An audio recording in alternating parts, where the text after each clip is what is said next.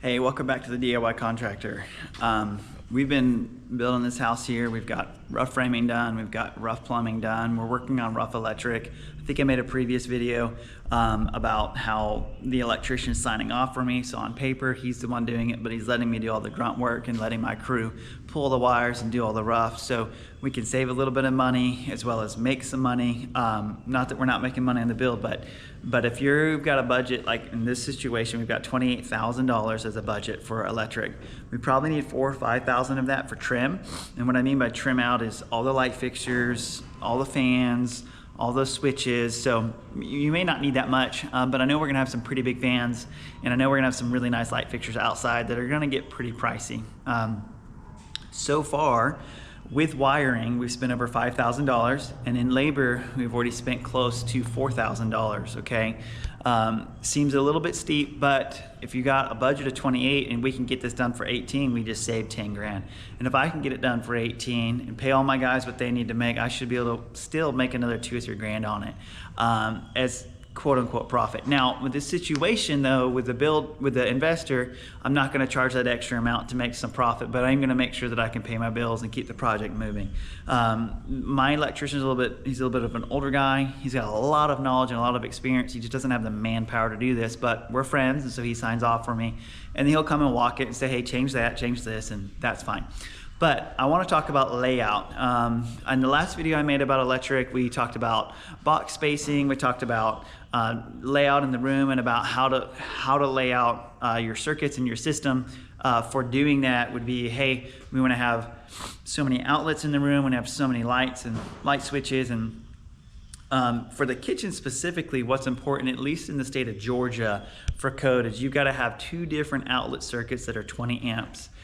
So like this wall behind me is 1 circuit, and then this wall right here, where the refrigerator box is at and the refrigerator is at, we've got 3 circuits on 3 outlets on that. So 1 circuit of 20 amp, another circuit of 20 amp, and then down here we've got the island. Okay, you've got to mark this out, and you've got to have it laid out already before you start running all your light boxes, because we're gonna have we've got a black box here and a black box there. I hope I'm pointing the right way. I can't really see in the GoPro camera, but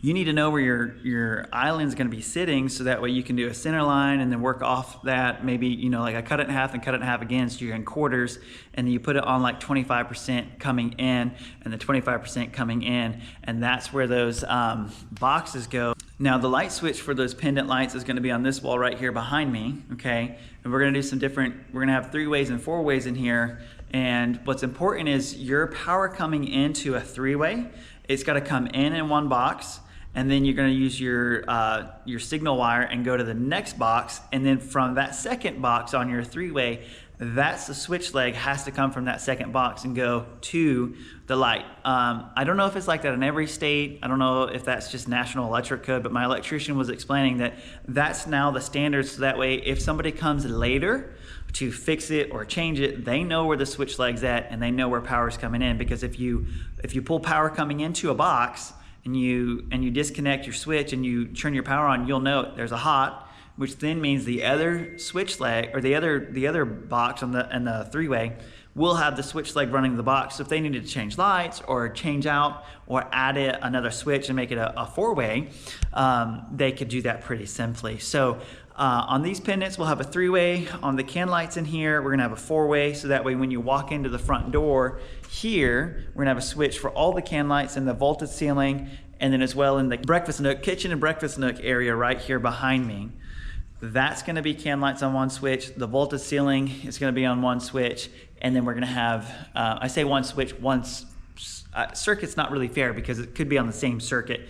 But we're gonna have it where you have a 4-way coming out of the front door over here, and then the bedroom right here, and then 1 right here on the wall over here. So it'll be 3 switches. So if you come out from the back, you can hit it on. If you come from the front, you can hit on. If you come from the master side or master wing in the house, you can hit that on. So what would be helpful in this situation is if you mapped it out. Hey, we got a circuit coming in and we can do up to 9 to 12 fixtures or outlets or light fixtures on a circuit, and that is based off of incandescent light bulbs. And maybe you could get away with, like, if they're the puck LEDs and there's 20 of them on a circuit, it ain't gonna pull enough amperage.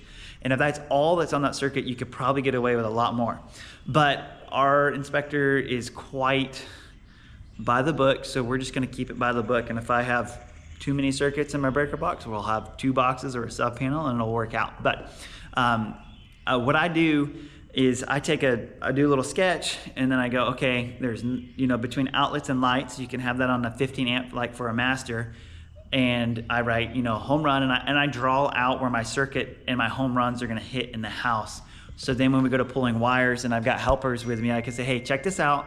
This is where these are running, run me all that. And then from those boxes, we'll run all of our switch legs or our 3-way signal wires, okay? I'll make some video on that. That way you can kind of see that versus me just talking about it. But I'm super excited to have a lot of the rough electric done and a lot of the wires pulled. That way we can get an inspection sooner.